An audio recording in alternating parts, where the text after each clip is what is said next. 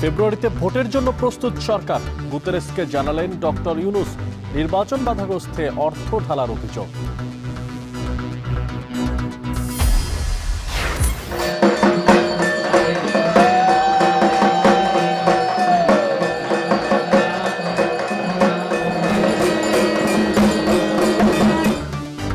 শারদীয় দুর্গোৎসবের মহাষ্টমী আজ। মণ্ডপে ফুল ফল আর ধূপে কুমারী রূপে দেবী দুর্গার আরাধনা। সকল মেয়েদের সম্মান জানানোর জন্য কুমারী পূজা করা হয়। তো আমরা মায়ের কাছে প্রার্থনা করি, সবাই ঘোরাঘুরি করি, পরিবার একসাথে হই, এটাই আমাদের একটা আনন্দের সময়।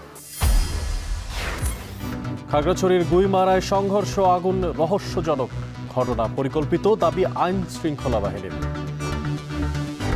আমাদের এই পার্বত্য এলাকায় যে কিছু মহল তারা ষড়যন্ত্র করে অথবা বিভিন্ন কারণে এই এলাকাটাকে অস্থিতিশীল করার চেষ্টা করছে। চালক বেশে ছিনতাই চক্রের দৌরাত্ম্য, সর্বস্ব হারাচ্ছে নগরবাসী, পুলিশকে তৎপর হওয়ার তাগিদ। প্রযুক্তির কারণে হোক, মানুষের নানান রকম বিচ্যুতির কারণে হোক, নতুন নতুন অপরাধ প্রবণতা আমাদের বাড়ছে। এবং গাজায় যুদ্ধবিরতিতে রাজি নেতানিয়াহু, বৈঠক শেষে ট্রাম্প, হামাস সম্মত হলে মুক্তি পাবে বন্দী জিম্মি।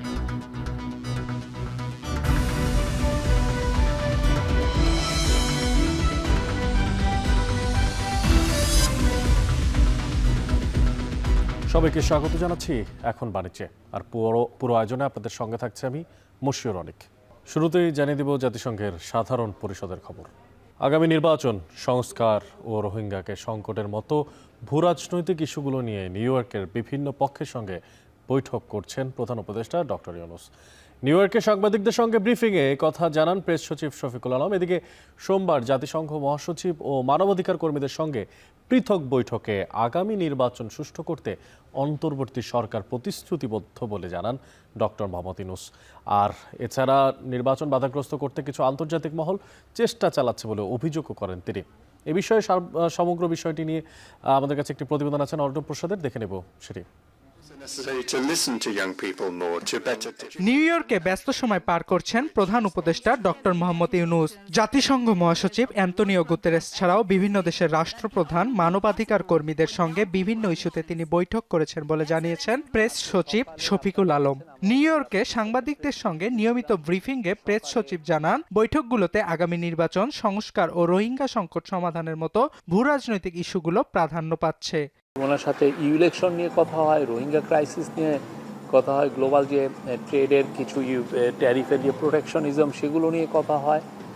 উনি ইউএন সেক্রেটারি জেনারেলের সাপোর্ট চেয়েছেন আগামী ইলেকশন, এই ফেব্রুয়ারি প্রথমার্ধে যে জেনারেল ইলেকশন হচ্ছে সেই বিষয়ে, এবং সেক্রেটারি জেনারেল অকুণ্ঠ চিত্তে জানিয়েছেন যে তারা বাংলাদেশের এই ডেমোক্রেটিক যে ট্রানজিশনে ফুললি তারা সাপোর্ট করছেন।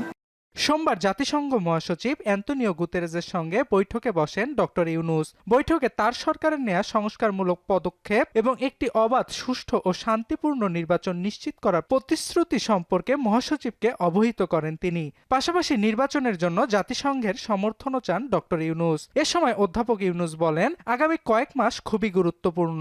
ক্ষমতাচ্যুত সরকার এবং তার মিত্ররা চুরি করা সম্পদ ব্যবহার করে দেশের স্থিতিশীলতা নষ্ট করার পায়তারায় লিপ্ত বলে জানান তিনি। এতে সমর্থন দিচ্ছে কিছু আন্তর্জাতিক মহল। জবাবে জাতিসংঘ মহাসচিব বাংলাদেশের গণতান্ত্রিক রূপান্তরের জাতিসংঘের দৃঢ় সমর্থন পুনর্ব্যক্ত করেন।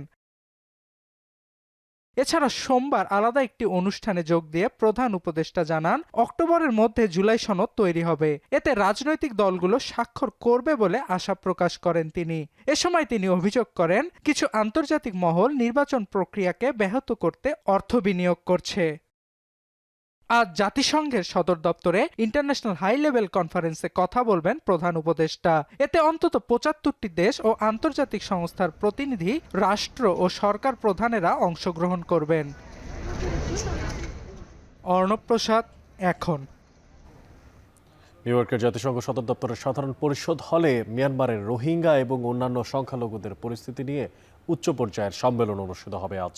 অন্তত ৭৫টি দেশের রাষ্ট্র এবং সরকার প্রধানরা সম্মেলনে অংশ নেবেন। আর এটি বাংলাদেশ সময় রাত 8টা থেকে শুরু হওয়ার কথা রয়েছে। জাতিসংঘ আয়োজিত এই সম্মেলনের উদ্দেশ্য হলো রাজনৈতিক সমর্থন জাগানো, সংকটের প্রতি আন্তর্জাতিক মনোযোগ ধরে রাখা, সার্বিক পরিস্থিতি পর্যালোচনা করা এবং মানবাধিকার সমস্যা সহ এর মূল কারণগুলো সমাধান করা। এছাড়া সংকট পর্যালোচনার পাশাপাশি মাঠ পর্যায়ের পরিস্থিতি নিয়ে মতামত বিনিময় করা এই সম্মেলনটির অন্যতম মূল লক্ষ্য, যাতে টেকসই সমাধানের জন্য একটি সমন্বিত, উদ্ভাবনী, সুনির্দিষ্ট এবং সময় নির্ধারিত পরিকল্পনা প্রস্তাব করা যায়। আর এর মূল অগ্রাধিকারগুলোর মধ্যে রয়েছে রোহিঙ্গা মুসলিমদের মিয়ানমারের মর্যাদার সঙ্গে প্রত্যাবর্তন নিশ্চিত করা।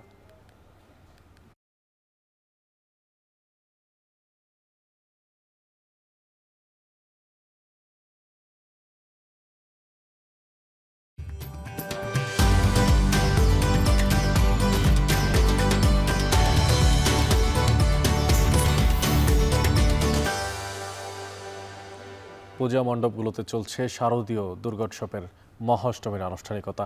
প্রার্থনা আর সাথে অঞ্জলির মাধ্যমে দেবী দুর্গতিনাশিনীর প্রতি প্রার্থনা করছেন পূজারীরা। মহাষ্টমীর আয়োজনের আরও খবর জানাতে রাজধানীর রামকৃষ্ণ মিশন থেকে যুক্ত হচ্ছেন তানজিলা খান মিম এবং সিলেটের দুর্গাবাড়ি মন্দির থেকে যুক্ত আছেন গুলজার আহমেদ। তবে শুরুতেই চলে যেতে চাই তানজিলা খান মিমের কাছে।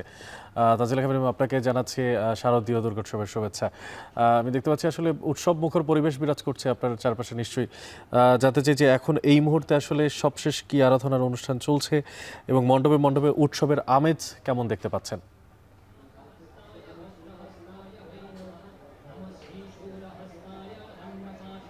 অনেক আপনাকেও শারদীয় শুভেচ্ছা। শারদীয় দুর্গোৎসবের তৃতীয় দিন আজ মহা অষ্টমী এবং আমি এই মুহূর্তে রামকৃষ্ণ মিশনে রয়েছি। পুরো রামকৃষ্ণ মিশন কানায় কানায় পূর্ণ। ভক্তরা এসেছেন, জড়ো হয়েছেন সেই সকাল থেকেই।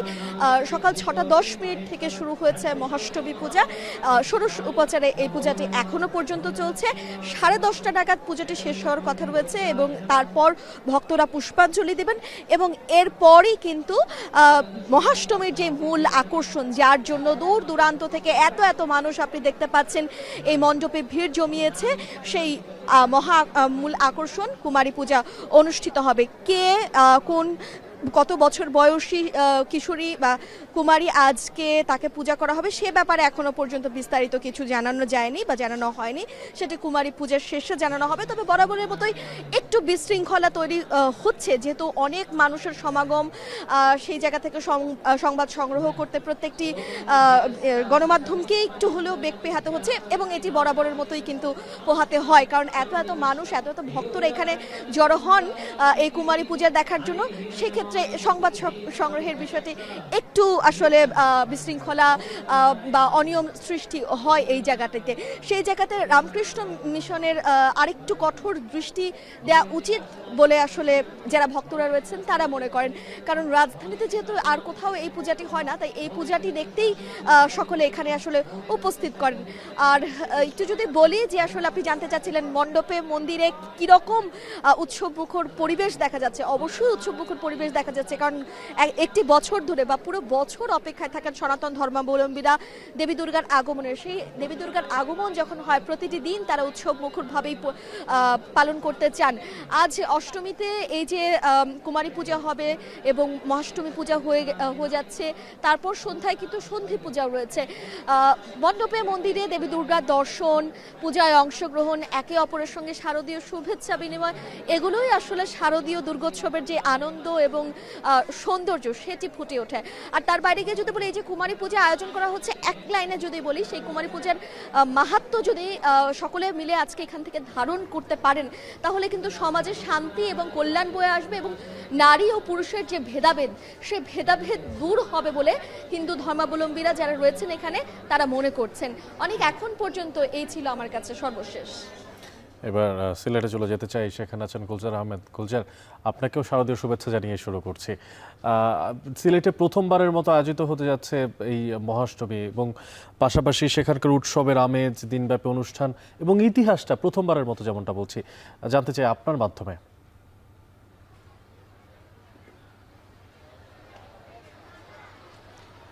দেখুন, আসলে শারদীয় যে উৎসব, সেই উৎসবের আসলে পুরোটা উৎসবের আমেজ বিরাজ করছে সিলেটের শিববাড়ির এই যে দুর্গা মন্দির আছে, এখানে এবার প্রথমবারের মতো সিলেটে যে কুমারী পূজা সেটি অনুষ্ঠিত হচ্ছে।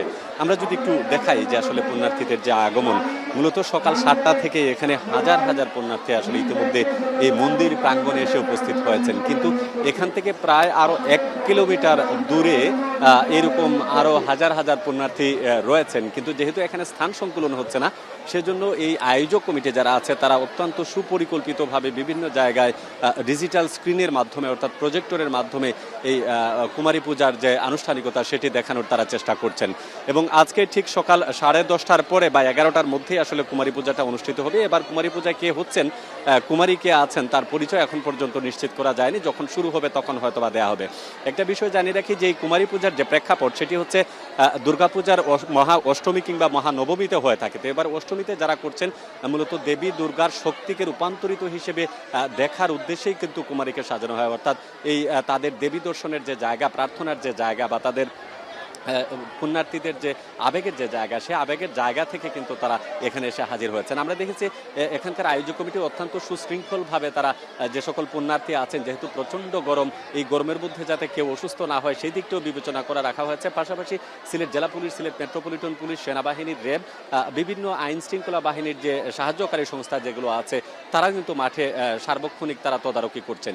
এর আগে এখানে প্রায় 1000 খানেক স্বেচ্ছাসেবক রয়েছেন যারা নিজ দায়িত্বে কোনো মানুষের যাতায়াতে যাতে কোনো ধরনের সমস্যা সৃষ্টি না হয় সেই দিকটি তারা বিবেচনা করছেন। এখানে যে করিডোর রাখা হয়েছে, অর্থাৎ একদিকে পুণ্যার্থীরা যখন কুমারী পূজা শুরু হবে, অর্থাৎ যিনি কুমারী রয়েছেন বা দেবী দুর্গারূপে যিনি আবির্ভূত হবেন বা তার শক্তি প্রদর্শন দেখা হবে, তখন তাদেরকে যাতে দেখতে সুবিধা হয় সেই সুবিধা অনুসারে আসলে তারা সার্বক্ষণিক ব্যবস্থা। অন্যান্য পূজা মণ্ডপে আমরা যে এক ধরনের উশৃঙ্খলতা দেখি, এখানে আসলে তেমনটা আমরা চোখে পড়িনি। আমরা দেখতে পাচ্ছি অত্যন্ত সুশৃঙ্খলভাবে যারা পুণ্যার্থী রয়েছেন তারা প্রবেশ করছেন এবং দেবী দুর্গার যে আশীর্বাদ নেওয়ার জন্য তারা অপেক্ষা করছেন। পাশাপাশি কুমারী পূজা যেহেতু প্রথমবার অনুষ্ঠিত হচ্ছে, তাই জনগণের অংশগ্রহণ আসলে খুব চোখে পড়ার মতো। তো এই ছিল আমার কাছে এখান থেকে সর্বশেষ তথ্য।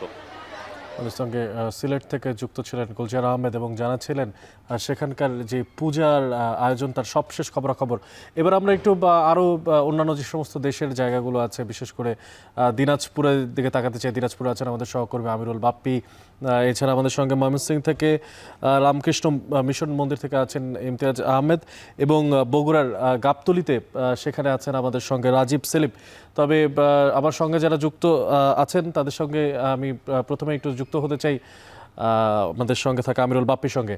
বাপ্পি, আপনাকেও শারদীয় শুভেচ্ছা এবং জানতে চাই যে আসলে আপনি এখন যে মন্দিরের সামনে আছেন সেখানে ভক্ত যারা আছেন তাদের যে উচ্ছ্বাস, যে আনন্দ এবং ভক্তি, তার সবশেষ খবরাখবর আপনার মাধ্যমে জানতে চাই আমরা।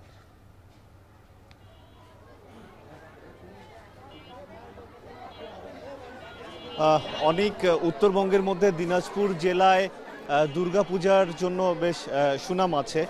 তো আমি এখন আছি একদম একটা প্রত্যন্ত গ্রামের মধ্যে এবং এই গ্রামে দেখুন যে কি পরিমাণ এখানে আনন্দ এবং উৎসাহের সাথে এই পূজার কার্যক্রম চলছে। আমি আছি দিনাজপুরের রানীর বন্দরের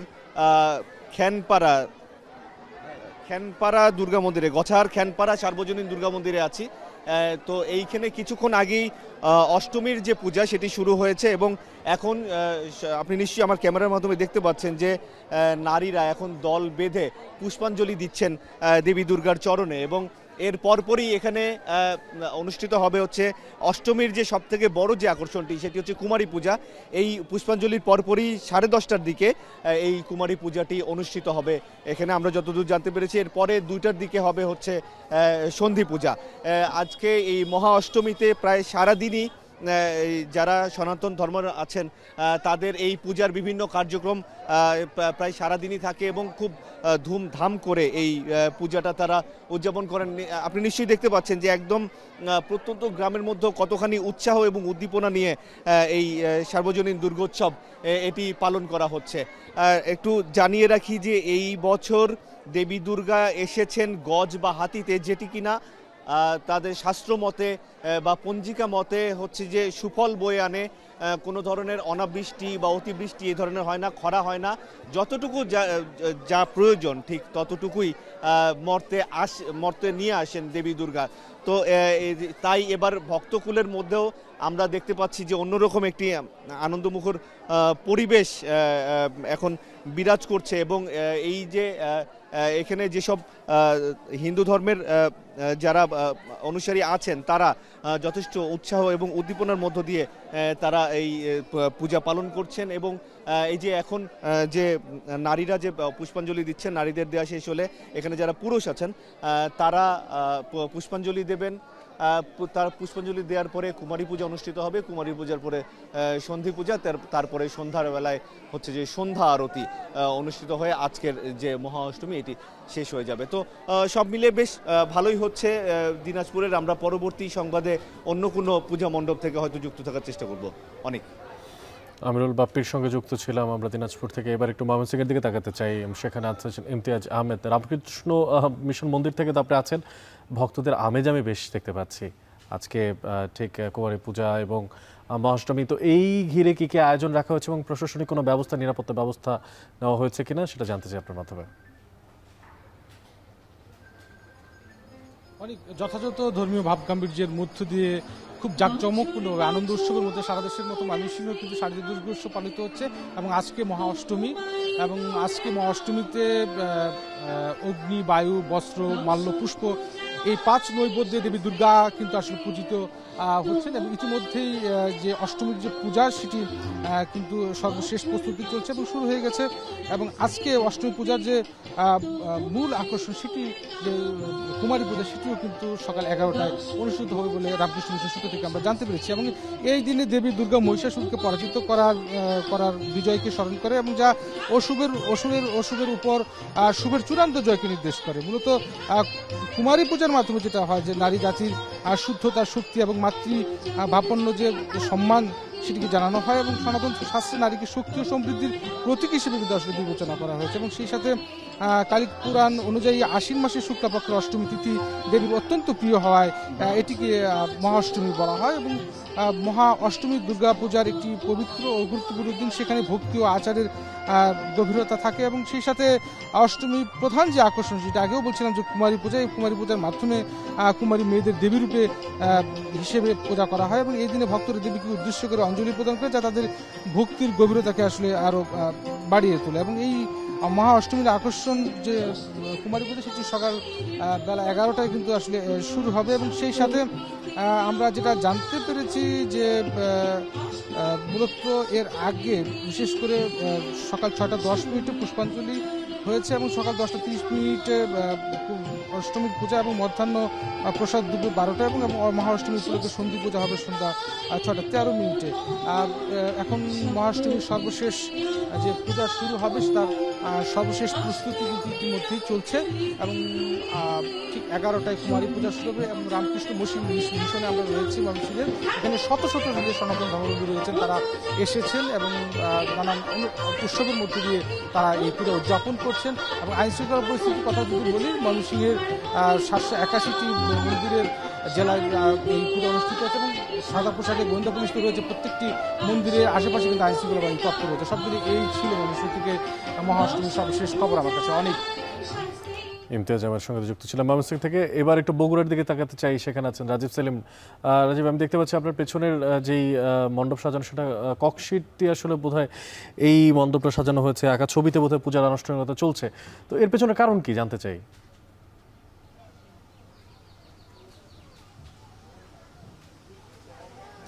অনেক বগুড়ার গাবতলী উপজেলার মহিষাবান ইউনিয়নের গোলারবাড়ি বাজার সার্বজনীন দুর্গাপূজা মন্দিরে রয়েছে। এখানে একটি ব্যতিক্রমী আয়োজনের মধ্য দিয়ে, যেটি বলছিলেন যে ককশিটে দেবী দুর্গার ছবি প্রিন্ট করে আসলে এখানে পূজার আয়োজন করা হয়েছে। এর কারণ আমরা জানতে চেয়েছিলাম এই মন্দিরের সভাপতি এবং সাধারণ সম্পাদকের কাছে। তারা আমাদেরকে জানিয়েছেন যে মহাষষ্ঠী যেটি, যে পূজার মধ্য দিয়ে আসলে দুর্গাপূজার মূল আনুষ্ঠানিকতা শুরু হয়, তার ঠিক 22 দিন আগে এই এখানকার প্রতিমা তৈরির জন্য টাকা দেয়া হয়েছিল কারিগরকে, কিন্তু কারিগর বেশ কয়েকটি প্রতিমার বানানোর জন্য তারা টাকা নেয়ার কারণে আসলে তারা সবগুলো প্রতিমা তৈরি করতে পারেনি। এইখানকারই প্রায় 3টি দুর্গা মন্দিরে পূজার প্রতিমা তারা সেই কারিগর দিতে পারেননি। পরে তাদের একটি মন্দিরে আসলে সেই প্রতিমার ব্যবস্থা করা হয়েছে, আরেকটি মন্দিরে অসম্পূর্ণ একটি প্রতিমা পাঠিয়েছিলেন, সেটি তাকে বাধ্য করা হয়েছে পরবর্তীতে সেটি সম্পূর্ণ করার জন্য। এবং এই যে এখন যে গোলাবাড়ি বাজার সার্বজনীন মন্দিরে রয়েছে, এখানে কিন্তু তারা প্রতিমা আর ব্যবস্থা করতে পারেননি একেবারে শেষ সময়ে। ঠিক ষষ্ঠীর আগের দিন তাদেরকে জানানো হয়েছে যে তারা এই প্রতিমা পাচ্ছেন না, তখন তারা রাতের মধ্যে প্রিন্ট করে আসলে এই আয়োজনটি করছেন। এবং তারা বলছেন যে বিগত দিনগুলোতে যেরকম ভক্তরা এসেছেন তার চেয়ে বেশি আসছেন, কারণ একটি ব্যতিক্রমে আয়োজন ছড়িয়ে পড়েছে আশপাশের এলাকাতেও। ভক্তরা আসছেন, দর্শনার্থীরা আসছেন এবং এই ককশিটে প্রতিমার ছবি দিয়ে পূজার যে আয়োজন চলছে এটি দেখছেন। এই ছিল আমার কাছে বগুড়ার গোলাবাড়ি থেকে সবশেষ দুর্গাপূজার আয়োজন নিয়ে। অনেক পূজার উৎসবমুখর আয়োজন নিয়ে সবশেষ খোঁজখবর রাখছিলেন সহকর্মীরা দেশের বিভিন্ন প্রান্ত থেকে। খাগড়াছড়িতে ধর্ষণের ঘটনায় বিচার দাবি নিয়ে ৩৫ কিলোমিটার দূরে গুইমারায় আগুন দেওয়ার ঘটনা এবং সংঘর্ষকে রহস্যজনক বলছেন স্থানীয়রা। আইনশৃঙ্খলা বাহিনী বলছে এটি পরিকল্পিত। পাহাড়কে অস্থির করতেই সংঘর্ষ এবং আগুনের ঘটনা ঘটিয়েছে একটি মহল। আর সহিংসতায় সুষ্ঠু তদন্ত আর বিচার দাবি করেন ক্ষতিগ্রস্ত পাহাড়ি বাঙালি অর্ধশত পরিবার। বিস্তারিত হোসেন জিয়াদের রিপোর্টে, যেখানে ক্যামেরা ছিলেন সঞ্জয় মল্লিক। পুড়ে গেছে মাথা গোজার ঠাই, আয়ের পথ হারিয়ে নিঃস্ব হিংসার আগুনে। সাজানো সংসার চোখের সামনেই ছাই হয়েছে। হতাশা, দুঃস্বপ্ন আর চোখের জলে পাহাড়ে সেদিনের সহিংসতার কথা তুলে ধরেন ভুক্তভোগীরা। গুইমারার সে বাজারে আগুনে পুড়েছে অর্ধশত দোকানপাট, বসতঘর, যানবাহন। সংঘাতে ক্ষতিগ্রস্ত পাহাড়ি বাঙালি সবাই, যারা যুগ যুগ একসাথে থেকেছেন, ব্যবসা করেছেন।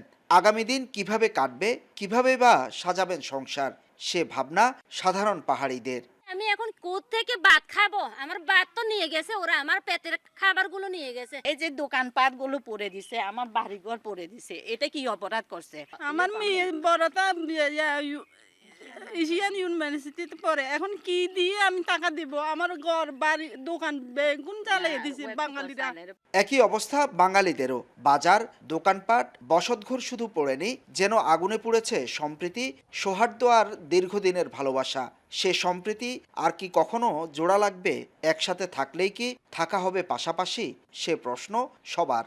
5,75,000 টাকা নিয়ে গেছে লুটপাট করে। এরপরে ওরা আসে, প্রথম লুটপাট করছে, ভাঙচুর করছে, এরপর আসে পুরোটা আগুন ধরা দিয়েছে। আমাদের 7টা মোটরসাইকেল ছিল, 7টা মোটরসাইকেল একবার পুরো ছাই হয়ে গেছে। কোনো রকম আমরা এখান থেকে মালামালগুলো যেখানে আমাদের সেনাবাহিনীরা আছে ওইখানে ওনাদের নজরদারিতে নিয়ে রাখতেছি।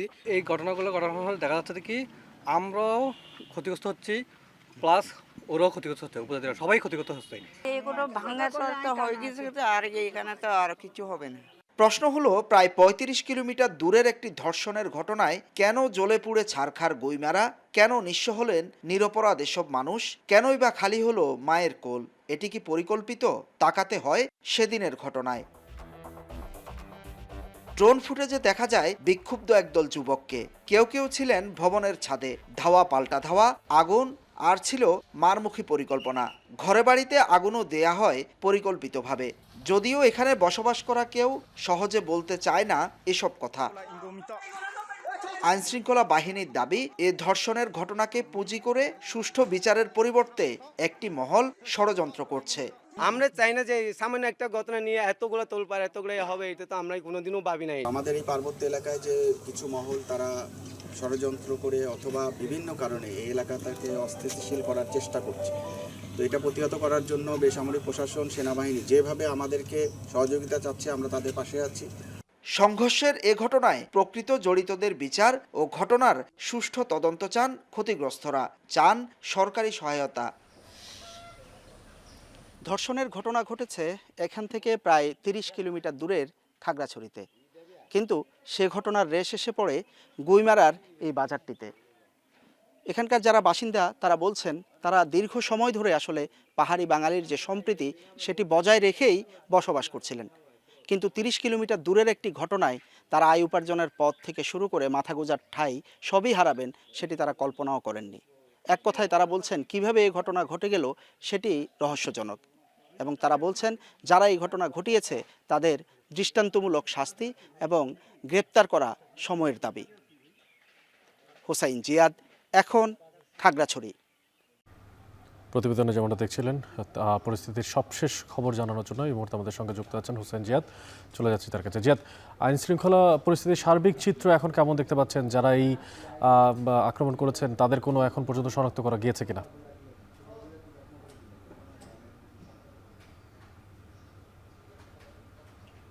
অনেক মূলত খাগড়াছড়ি সদরে আছি আমরা আজকে সকাল থেকে। খাগড়াছড়ি সদরের অবস্থা কিছুটা উন্নতি হয়েছে। আমরা দেখলাম যে কিছু কিছু দোকানপাট থেকে শুরু করে হোটেলগুলো আজকে সকালে খুলতে শুরু করেছে এবং মানুষজনও কিন্তু আস্তে আস্তে ঘর থেকে বের হচ্ছেন। যদিও একই সাথে 144 ধারা চলছে এবং একই সাথে অবরোধ কিছুটা যদিও শিথিল করা হয়েছে ঢাকা চট্টগ্রাম খাগড়াছড়ি এবং ঢাকা কক্সবাজার সড়কের জন্য, কিন্তু অভ্যন্তরীণ যে সড়কগুলো সেখানে কিন্তু অবরোধ শিথিল করা হয়নি। তার প্রভাব কিন্তু এখনো পর্যন্ত রয়ে গেছে। জনমনে যে চাপা আতঙ্ক সেটি কিন্তু এখনো রয়ে গেছে। আর যে জায়গায় ঘটনাটি ঘটেছে গুইমারার যে জায়গাটিতে, এখন গতকাল আমরা যেটি ঘুরে এসেছি আমরা দেখলাম যে সেখানে অন্তত 50টির মতো দোকানপাট এবং বসতঘর পুড়েছে। সেখানে পাহাড়ি বাঙালি উভয়ই ক্ষতিগ্রস্ত। সেই জায়গায় যারা ভুক্তভোগী এই মুহূর্তে মূলত তাদেরকে প্রশাসনিক সহায়তা, আর্থিক সহায়তা, ক্ষতিগ্রস্তদের কাছে প্রশাসনের লোকজন যাওয়া সেটি সবচেয়ে বেশি জরুরি বলে মনে হয়েছে। বাকি যে বিষয়টি আমরা আলাপ করে বুঝেছি সেখানকার লোকজনের সাথে, তারা পূর্বে যেই সৌহার্দ্যপূর্ণ পরিবেশ, যে আন্তরিকতা, যে সম্প্রীতির সাথে আসলে বসবাস করতেন সেটি ফিরিয়ে আনা সম্ভব কিনা বা কিভাবে ফিরিয়ে আনা সম্ভব সেই বিষয়টি আসলে এখন এই মুহূর্তে ভাবাটা খুবই জরুরি এবং সেখানকার যারা উভয় পক্ষের যারা নেতৃস্থানীয় আছেন তাদেরকে নিয়ে বসে আসলে সেই জায়গার সমাধান করাটা জরুরি হয়ে দেখা দিয়েছে। পাশাপাশি পুরো খাগড়াছড়িতে আসলে এই ধরনের প্রভাবটি পড়েছে, ফলে বিভিন্ন জায়গায় যে জায়গাগুলোতে পাহাড়ি বাঙালির পাশাপাশি বসবাস করেন পাড়াগুলো রয়েছে সেই জায়গা আসলে সবাইকে নিয়ে এই মুহূর্তে সম্প্রীতির যে বিষয়টি সেটি বাড়ানো প্রয়োজন। পাশাপাশি দুর্গা উৎসব চলছে, পুজোগুলো চলছে, সে কারণেই বিভিন্ন পূজা মণ্ডপগুলোর নিরাপত্তা, পাশাপাশি পুরো শহরের আসলে নিরাপত্তা প্রয়োজন। সে কারণেই সেনাবাহিনী সহ আইন শৃঙ্খলা রক্ষাকারী বাহিনী কিন্তু আমরা কড়া অবস্থানে দেখেছি। তবে যারা ঘটনা ঘটিয়েছে, যারা এই ধরনের ঘটনার সাথে জড়িত তাদেরকে আসলে শাস্তির আওতায় আনার কথা বলছেন সবাই। অনেক খাগড়াছড়ি থেকে যুক্ত ছিলেন সহকর্মী হোসেন জিয়াদ। রাজধানীতে চালকের বেশ ধরে বেড়েছে ছিনতাইকারী চক্রের দৌরাত্ম্য। এখন শুধু রাতে নয়, দিনে দুপুরেও তাদের ফাঁদে পা দিচ্ছে আর সর্বশান্ত হচ্ছেন নগরবাসীরা। পুলিশরা পরামর্শ দিচ্ছেন বিপদ এড়াতে রাইড শেয়ারিং অ্যাপ ব্যবহার করতে, কিন্তু বিশ্লেষকরা বলছেন সরকার পরিবর্তনের সময় নতুন নতুন অপরাধের জন্ম হয় আর তা থামাতে পুলিশকেও হতে হবে অধিক তৎপর। সহকর্মী হোসেন জাহিদের একটি প্রতিবেদন রয়েছে এই সংক্রান্ত, দেখে নেব। সিএনজি অটোরিকশা থেকে নামিয়ে চালক ছিনিয়ে নেয় কিশোরীর কাছে থাকা অর্থ আর স্বর্ণালংকার। পরে তাকে জোর করে নেশাজাতীয় কিছু খাওয়াতে গেলে বাধা দিতেই চাপাতির আঘাতে কোপানো হয় ভুক্তভোগীকে। ঘটনাস্থলে স্থানীয়দের উপস্থিতি টের পেয়ে সিএনজি অটোরিকশা নিয়েই পালিয়ে যান চালকের ছদ্মবেশে ছিনতাইকারী। ঢাকা মেডিকেলে আইসিইউতে চিকিৎসাধীন রয়েছেন ভুক্তভোগী। সেলাই 26টা পড়ছে, অবস্থা অনেক খারাপই। আমি ব্লাড দিচ্ছি, হ্যাঁ, রক্তক্ষরণ অনেক হয়েছে, এখন মোটামুটি আল্লাহর রহমতে আছে, কিন্তু অবস্থা তেমন একটা ইয়ে না আর কি। হ্যাঁ, ভয় পায় এখন, মানে পুরুষ লোক দেখলেও ভয় পায় আর কি। ঘটনার 2 দিনের মাথায় অভিযুক্ত চালককে সিএনজি সহ গ্রেপ্তার করেছে র্যাব। প্রাথমিক অনুসন্ধান শেষে জানা গেছে দীর্ঘদিন ধরেই প্রবেশ করেন সকালবেলা। তাদেরকে একটু নিরাপত্তা সচেতনতা বাড়ানোর জন্য অনুরোধ করছি। সাথে সাথে যে কোনো রাইড শেয়ার এটা কনফার্ম হয়ে রাইড শেয়ারে যাওয়াটা উচিত, কোনো কন্ট্রাক্টের জন্য তারা চলাফেরা না করেন। তবে রাইড শেয়ারিং অ্যাপ ব্যবহার করেও ছিনতাইয়ের মুখোমুখি হওয়ার ঘটনাও আছে। সফটওয়্যার ইঞ্জিনিয়ার মোস্তফা কামাল তেমন ঘটনারই একজন ভুক্তভোগী।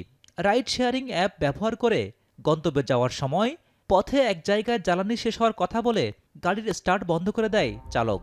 পরে সেই চক্রের অন্য সদস্যরা উপস্থিত হয় ঘটনাস্থলে, তবে স্থানীয়দের সহায়তায় রক্ষা পান তিনি।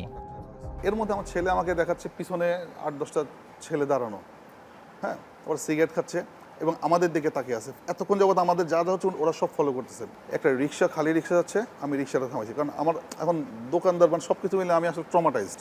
যখনই রিক্সাটা থামালাম তখনই ওই 8-10টা ছেলে থেকে 2টা ছেলে রাস্তাটা পার হয়ে এমন জায়গায় এসে দাঁড়ালো, আমরা যখন লেফট সাইডে যাবো ওরা ধরতে পারে। ওদের লুকটা ভালো ছিল না, হ্যাঁ, আমার ওয়াইফের দিকে বা আমার বাচ্চার দিকে, আমাদের দিকে এদের লুকটা ভালো ছিল না। তখন আমার বোঝা সারা যে আসলে আমরা একটা বড় ধরনের বিপদে আশঙ্কা করতেছিলাম।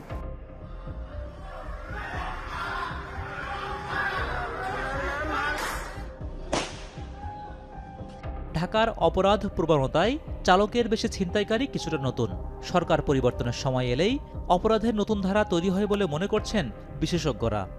নির্বাচনের আগে বা দুই সরকারের মাঝামাঝি সময় কিন্তু আমরা এই ধরনের আইনশৃঙ্খলার অবনতি দেখি। এখন প্রযুক্তির কারণে হোক, মানুষের নানান রকম বিচ্যুতির কারণে হোক, নতুন নতুন অপরাধ প্রবণতা আমাদের বাড়ছে। এখন আপনি যদি বলেন যে কেবলমাত্র নালিশ জানালে বা আপনি আবেদন করলে ব্যবস্থা নেবেন, তাহলে কিন্তু এটা সঠিক উত্তর হলো না। অভিযোগ পেলে ব্যবস্থা, এমন নীতি থেকে সরে এসে পুলিশকে অপরাধের ধরন অনুযায়ী বিশেষ কৌশলী হওয়ার পরামর্শ তার। তাদের এই নেটওয়ার্ককে চিহ্নিত করার সক্ষমতা থাকতে হবে, কারা এটা করছেন, কেন এটা ঘটছে। হোসেন জাহিদ, এখন ঢাকা। ঢাকা সেন্ট্রাল ইউনিভার্সিটির নামে একটি অধ্যাদেশের খসড়া প্রকাশের পর থেকেই নতুন বিতর্কের মুখে পড়েছে 7 কলেজের শিক্ষা কার্যক্রম। ঢাকা কলেজে যেমন ভর্তি হতে পারবে নারী শিক্ষার্থীরা, তেমনি ইডেন আর বদরুন্নেসার মতো নারী ক্যাম্পাসগুলোতেও পড়াশোনা করতে পারবেন পুরুষ শিক্ষার্থীরা। ছাত্রদের পর আন্দোলনে নামা শিক্ষকরা বলছেন, প্রস্তাবিত যে কাঠামো, তাতে করে বিশ্ববিদ্যালয় হলে ইডেন ও বদরুন্নেসার কলেজের স্বতন্ত্র কাঠামো বিলুপ্তির পাশাপাশি হুমকির মুখে পড়বে নারী শিক্ষা। বিস্তারিত মাহবুব হাসান রিপনের প্রতিবেদনে দেখবেন। শিক্ষার্থীদের পর এবার রাস্তায় শিক্ষকরা। সংকট কাটছেই না রাজধানীর 7 কলেজের। এবার নতুন করে জটিলতা শুরু 7 কলেজকে ঘিরে জারি করা অধ্যাদেশ নিয়ে। একসময় জাতীয় বিশ্ববিদ্যালয়ের অধীনে থাকা ঢাকার ঐতিহ্যবাহী 7টি সরকারি কলেজকে 2017 সালের শুরুর দিকে ঢাকা বিশ্ববিদ্যালয়ের অধিভুক্ত করা হয়। সেখান থেকেই শুরু জটিলতা। সেশন জট, পরীক্ষার আয়োজন না করা কিংবা ফলাফল প্রকাশে বিলম্ব সহ একের পর এক দুর্বিষহ শিক্ষাজীবন নেমে আসে 7 কলেজের শিক্ষার্থীদের জীবনে। বাধ্য হয়ে রাজপথে নামতে হয় তাদের। গত 25 সেপ্টেম্বর একটি হাইব্রিড বিশ্ববিদ্যালয় মডেলের অধ্যাদেশে খসড়া প্রকাশ করে শিক্ষা মন্ত্রণালয়, যেখানে বলা হয় 7 কলেজের নাম হবে ঢাকা সেন্ট্রাল ইউনিভার্সিটি। 7টি কলেজে থাকবে 7টি একাডেমিক ক্যাম্পাস। ঢাকা ইডেন ও বদরুন্নেসা কলেজ মিলে গঠিত হচ্ছে স্কুল অব সায়েন্সেস। আর্টস ও হিউম্যানিটিজের অধীনে থাকা বিষয়গুলো পড়ানো হবে বাংলা কলেজে। স্কুল অব বিজনেস পরিচালিত হবে তিতুমির কলেজ থেকে। কবি নজরুল ও সরকারি শহীদ সোহরাওয়ার্দী ক্যাম্পাসে থাকছে school of law and justice. এখান থেকেই শুরু নতুন আরেক বিতর্ক। নারী শিক্ষার্থীর আতুরঘর এই ইডেন কলেজ। নতুন অধ্যাদেশ বলছে এখন থেকে এই কলেজে ভর্তি হতে পারবে পুরুষ শিক্ষার্থীরাও। এই ফুটপাত ধরে একটু সামনে এগুলেই ঢাকা কলেজ, যেখানে পুরুষ শিক্ষার্থীদের সাথে ক্লাস করতে পারবেন নারী শিক্ষার্থীরাও। এখন প্রশ্ন হচ্ছে, যুগ যুগ ধরে চলে আসা এই বিশেষায়িত প্রতিষ্ঠানগুলোর ঐতিহ্য কি তাহলে শেষ হতে চলেছে? ইডেন ও বদরুন্নেসা কলেজের ছাত্রীরা আশঙ্কা প্রকাশ করে বলছেন, প্রস্তাবিত কাঠামোই বিশ্ববিদ্যালয় হলে নারী শিক্ষার এই দুটি প্রতিষ্ঠান সংকুচিত হবে এবং ক্ষতিগ্রস্ত হবে নারী শিক্ষা। আমি এই কলেজে শুধুমাত্র এটা নারীদের কলেজ, এটার কারণে আমি ইডেন কলেজে ভর্তি হয়েছি এবং আমার পরিবার এটার জন্য আমাকে এখানে পাঠিয়েছে। যেই কাঠামোতে ইউনিভার্সিটি হচ্ছে, সেই কাঠামোতে হচ্ছে আমাদের ইডেন মহিলা কলেজকে কম্বাইন্ড করে ফেলা হবে। অধ্যাদেশে আরও বলা হয়েছে, যে সকল কলেজে উচ্চ মাধ্যমিক শিক্ষা চালু আছে তা অক্ষুণ্ণ থাকবে। এটি নিয়েও রয়েছে উচ্চ মাধ্যমিক শিক্ষার্থীদের সংখ্যা। সবার থাকে না অ্যাবিলিটি, এই জন্যই তো সবাই 7 কলেজে আর কি গভর্নমেন্ট কলেজে ভর্তি হয়। এখন যদি আমাদের কলেজটা লাইফ বন্ধ করে দেওয়া হয়, তাতে আমাদের ফ্যামিলিগত প্রবলেম হবে। এবার রাজপথে নামা 7 কলেজের শিক্ষকদের আরেক আশঙ্কা, প্রস্তাবিত কাঠামো বাস্তবায়িত হলে কলেজের স্বতন্ত্র কাঠামো ও ঐতিহ্য বিলুপ্ত হওয়ার পাশাপাশি বিসিএস সাধারণ শিক্ষা ক্যাডারের পদটিও পড়ে যাবে বিপাকে। একটা কেন, একাধিক বিশ্ববিদ্যালয় হোক, এটা আমাদেরও দাবি, কিন্তু সেটা কোনো কলেজ ক্যাম্পাসে কেন? আমরা চাইলেই কিন্তু ঢাকার অ্যাডজাসেন্ট যে জায়গাগুলো আছে, যে কোনো জায়গায় গেলে যা অধিগ্রহণ করে আমরা সুন্দর একটা বিশ্ববিদ্যালয় করতে পারি। এখানে দেখেন অনেক ছাত্র সংখ্যা অনেক কমিয়ে দেবে, সেটা রিজনেবল পর্যায়ে। একেবারে আপনার 2 লাখ পরে 7 কলেজে, সেখান থেকে আপনি নিয়ে আসবেন 8-10 হাজারে, তাহলে তো বাকি ছেলেরা কোথায় যাবে? এই নীতিতে দেখা যাচ্ছে যে আমাদের 23টার জায়গায় মাত্র 4টা বিষয়ে সায়েন্স ক্যাম্পাস রয়েছে। নারী শিক্ষার প্রসার না ঘটিয়ে এখানে নারী শিক্ষাটাকে সংকোচন করা হচ্ছে। নতুন বিশ্ববিদ্যালয়ের কাঠামোতে যেসব ত্রুটি আছে তাতে শিক্ষার্থীদের প্রত্যাশা প্রতিফলন তো হবেই না, বাড়বে শিক্ষার বাণিজ্যকরণ, বলছেন শিক্ষাবিদরা। আমরা যে ঢালাভাবে বলি যে কলেজগুলা কোনো কন্ট্রিবিউশন নাই, কিন্তু আমার কাছে মনে হয় যে হয়তো টপ ম্যানেজমেন্টে অ্যাডমিশন লেভেলে ঢাকা ইউনিভার্সিটি বা অন্য ইউনিভার্সিটির স্টুডেন্ট চাকরি করে, কিন্তু যে কোনো অফিসে যান আপনি, যে কোনো কর্মক্ষেত্রে যান, আপনাকে দেবেন ওইখানে একটা বড় গ্রুপ কিন্তু এই জাতীয় ইউনিভার্সিটি গ্রাজুয়েট। তবে প্রস্তাবিত এই কাঠামো নিয়ে আরও আলোচনার সুযোগ আছে বলে জানালেন কেন্দ্রীয় বিশ্ববিদ্যালয়ের অন্তর্বর্তী প্রশাসক। প্রয়োজনে শিক্ষক নেতা এবং ছাত্র তাদের সাথে যাতে ডায়ালগ করা যায়, এটা ওনারা এগ্রি করছে। তো সেগুলো যদি হয় তাহলে আশা করি এটার নেগেটিভ দিকগুলা যদি পরিহার করা যায় তাহলে একটা ভালো চিন্তায় আগানো যাবে। আগামী 2 অক্টোবরের মধ্যে প্রকাশিত খসড়ার উপর অংশীজনরা মতামত দিতে পারবেন বলে বিজ্ঞপ্তিতে জানিয়েছে শিক্ষা মন্ত্রণালয়। মাহবুব হাসান রিপন, এখন, ঢাকা। পারিশ্রমিক বাড়ানোর ইস্যুতে মালিক শ্রমিক বৈঠকে সমঝোতার পরেও চাঁপাইনবাবগঞ্জ, রাজশাহী, নাটোর রুটে চালু হয়নি বাস চলাচল। শ্রমিকদের একাংশের বিরুদ্ধে অভিযোগ বাস চলাচলে বাধা দেওয়ার। আর এ নিয়ে বিস্তারিত জানাতে রাজশাহীর নগরীর শিরোইল বাস স্ট্যান্ড থেকে এই মুহূর্তে আমাদের সঙ্গে আছেন রাকিবুল হাসান, সরাসরি যুক্ত হচ্ছে রাকিবের সঙ্গে। রাকিব, সমঝোতার পরেও বাস চলাচল স্বাভাবিক না হওয়ার কারণ কি দেখছেন, এবং শ্রমিকদের প্রত্যাশার পূরণ না হওয়ার কোনো অভিযোগ এখন পর্যন্ত জানতে পেরেছেন কিনা, কি তথ্য আছে আপনার কাছে? অনেক আসলে সমঝোতা না হওয়ার পেছনে যে কয়েকটি কারণ শ্রমিকরা বলছেন, তারা বলছেন যে বিগত এক মাস থেকে আসলে তারা 5 বার মতো বাস মালিকদের সাথে বসেছে, এবং আমরা দেখেছি গেল 23 তারিখ এবং 25 তারিখ পর্যন্তও কিন্তু আসলে বাস মালিকরা তাদের যে দাবি মজুরি বৃদ্ধি সেটি কিন্তু আসলে করেছে। এবং গতকালকেও কিন্তু দুপুরের দিকে ঢাকার গাবতলীতে কিন্তু bus truck owners association, Bangladesh শ্রমিক ফেডারেশন সহ 3 জেলার যে শ্রমিক ফেডারেশন তারা বসেছিলেন, এবং যে দাবিগুলো তাদের ছিল মজুরি বৃদ্ধি সেটি কিন্তু সবগুলোই করা হয়েছে। তারপরও আমরা আসলে যেটি আসলে দেখেছি, শ্রমিকরা রাজশাহী যে শ্রমিক ইউনিয়ন তাদের একটি অংশ, যেখানে জিয়া নামের একজন চালক তিনি আসলে এটির নেতৃত্ব দিচ্ছেন, এবং তারা যেটি বলছেন যে আসলে একতা যে ট্রাভেলসটি আছে, এই একতা পরিবহনের মতো আসলে মজুরি দিয়েছে ঠিকই, কিন্তু এর পাশাপাশি আসলে প্রতি গাড়িতে, এসি গাড়িতে 2টি টিকিট তারা ফ্রি চান, এবং 40 সিটের যে গাড়ি সেখানে 3টি টিকিট ফ্রি চান, এবং বনাট যেটিকে বলা হয় অর্থাৎ কোচের, ঢাকা কোচ বা নাইট কোচগুলোর সামনের যে জায়গাটি এবং সুপারভাইজারের যে আসন সেটিও আসলে তারা বিক্রি করতে চান, যেটির অর্থ তারা দাবি করছেন, এবং এইটি আসলে মালিকদের সাথে তাদের আসলে মতপার্থক্য তৈরি করেছে। এবং গতকালকে থেকে আমরা দেখছি যে তারা আসলে বাস চলাচলে বাধা দিচ্ছেন, এবং রাজশাহী থেকে বাস এখন পর্যন্ত ছেড়ে যায়নি। আপনাকে একটু অনেক বলে রাখি যে চাঁপাইনবাবগঞ্জ থেকে বাস ছেড়ে এসে রাজশাহী, এবং রাজশাহীতে মূল কাউন্টার, এবং সেখান থেকে পরবর্তীতে নাটোরে একটি ট্রানজিট, তারপরে আসলে ঢাকার পথে আসলে যেয়ে থাকে। এর মধ্যে আসলে আরও একটি অভিযোগ উঠেছিল, যেখানে বলা হচ্ছিল যে শ্রমিকরা চাচ্ছেন যে পথে আসলে যাত্রী তুলতে, যেটি কিনা আসলে খুবই ভীতিকর কিছু অভিজ্ঞতা আসলে রাজশাহী ঢাকা রুটে আছে। 5 আগস্টের পরে এখানে গণধর্ষণের অভিযোগ উঠেছে বাসে, এবং একই সাথে ডাকাতির অভিযোগ উঠেছে। সুতরাং সেই জায়গাগুলোকে বিবেচনা করে মালিক পক্ষ কিন্তু এই বিষয়টির সাথে একমত নয়। আজকে ঠিক 11টার সময় নওদাপাড়া বাস টার্মিনালে সেখানে এই যে শ্রমিকরা যে এখানে অবস্থান নিয়েছেন, মাথায় সাদা কাপড় বেঁধে তাদের যে দাবির কথাগুলো বলছেন সেগুলো নিয়ে 11টার সময় তারা নিজেরা বসবেন, এবং পরবর্তীতে বাস মালিকদের সাথে বসার কথা রয়েছে। সেটি নিয়ে কতটুকু আসলে তারা সমঝোতায় আসতে পারছেন তার পরপরই আসলে ফলাফল বলা যাবে যে রাজশাহী থেকে বা উত্তরাঞ্চলে 3 জেলা থেকে বাস, দূরপাল্লার বাস চলবে কিনা। তো অনেকেই ছিল রাজশাহীর বাস স্ট্যান্ড থেকে, আমার কাছে সর্বশেষ। রাজশাহী থেকে যুক্ত ছিলেন সহকর্মী রাকিবুল হাসান। এবার দেশের বাইরের খবর। ট্রাম্প প্রস্তাবিত 20 দফা যুদ্ধবিরতি প্রস্তাবে সম্মত হয়েছে ইসরায়েলি প্রধানমন্ত্রী বেনিয়ামিন নেতানিয়াহু। ট্রাম্প আশাবাদ ব্যক্ত করেছেন তার পরিকল্পনায় সম্মত হবে হামাসও। তবে হামাস যদি এই সংগঠনের যে মতামত যদি না মানে, এই যুদ্ধ চুক্তির যদি বাস্তবতা না মানে, তাহলে তার পরিণতি হবে খারাপ, এমনটা হুঁশিয়ারিও দিয়েছেন ট্রাম্প। এদিকে ট্রাম্পের যুদ্ধবিরতির প্রস্তাবকে স্বাগত জানিয়েছে অনেক দেশ। তবে এই যুদ্ধবিরতি আলোচনার মধ্যেও গাজায় 39 ফিলিস্তিনিকে হত্যা করেছে ইসরায়েলি সৈন্যরা। বিস্তারিত তথ্যপাত তুলে ধরছেন অর্ণব প্রসাদ। বহির্বিশ্বের অব্যাহত চাপ ও একের পর এক পশ্চিমা দেশের ফিলিস্তিনকে স্বাধীন রাষ্ট্র হিসেবে স্বীকৃতি দেওয়ার মাঝেই ট্রাম্প প্রস্তাবিত ২০ দফা যুদ্ধবিরতি প্রস্তাবে রাজি হয়েছে ইসরায়েলি প্রধানমন্ত্রী বেনইয়ামিন নেতানিয়াহু। সোমবার গাজা ইস্যুতে হোয়াইট হাউসে বৈঠকে বসেন ট্রাম্প নেতানিয়াহু। বৈঠক শেষে আয়োজিত সংবাদ সম্মেলনে ট্রাম্প জানান তার পরিকল্পনায় ইতিবাচক সাড়া দিয়েছে ইসরায়েলি প্রধানমন্ত্রী।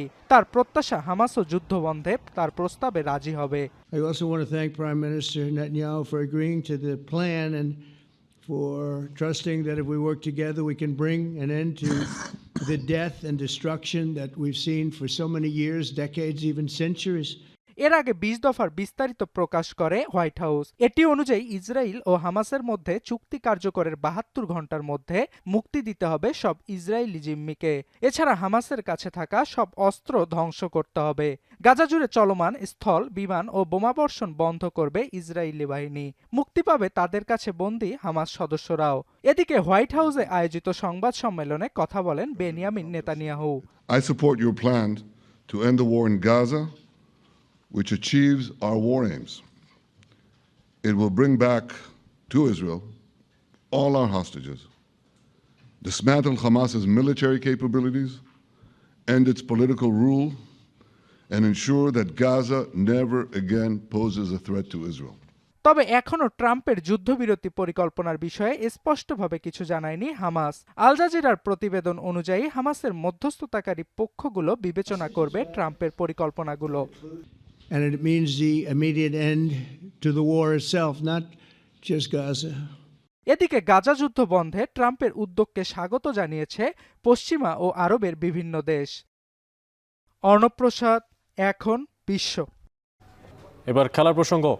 এশিয়ান কাপ বাছাইয়ে হংকং আর চায়না ম্যাচকে সামনে রেখে ক্যাম্পে যোগ দিয়েছে জাতীয় দলের ফুটবলাররা। আর স্কোয়াডে থাকা ফুটবলারদের মধ্যে এবার প্রথমবারের মতোই হোটেলে যোগ দিয়েছে ২৩ জন ফুটবলার, এবং যাদের মধ্যে প্রথমবারের মতো বাংলাদেশ দলের সঙ্গে ক্যাম্পে যোগ দিয়েছেন যুক্তরাষ্ট্রের প্রবাসী footballer Zayan Ahmed. Team manager আমের খান জানিয়েছেন যে অক্টোবরের ৭ তারিখ ক্যাম্পে যোগ দেবেন হামজা চৌধুরী। আর অপরদিকে ক্যাম্পে যোগ দিয়ে আসন্ন ম্যাচে দেশবাসীকে ভালো কিছু উপহার দেওয়ার আশাবাদ ব্যক্ত করেছেন অধিনায়ক জামাল ভুঁইয়া।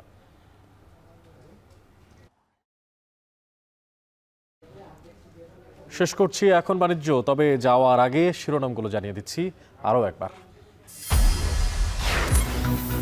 নির্বাচন বাধাগ্রস্তে অর্থ ঢালার অভিযোগ প্রধান উপদেষ্টার, গুতেরেসের জানালেন সংস্কার প্রক্রিয়া।